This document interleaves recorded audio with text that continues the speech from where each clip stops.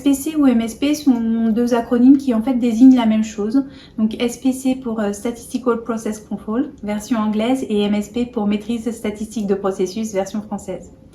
Le SPC ou MSP est une méthode préventive de gestion de la qualité qui vise à détecter les dérives plutôt que les défauts. De ce fait, ce sont les paramètres des processus qui vont être surveillés plutôt que leurs résultantes sur le produit.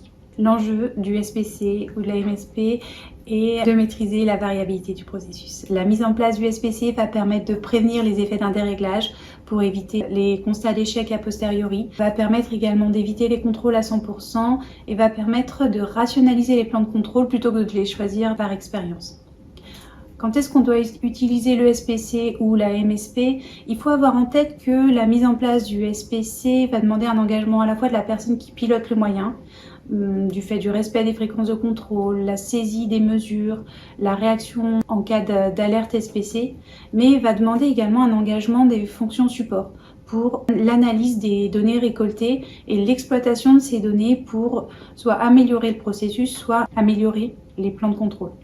Donc de ce fait, le SPC ne doit pas être mis en œuvre sur l'ensemble des caractéristiques d'un produit, mais uniquement sur les caractéristiques critiques.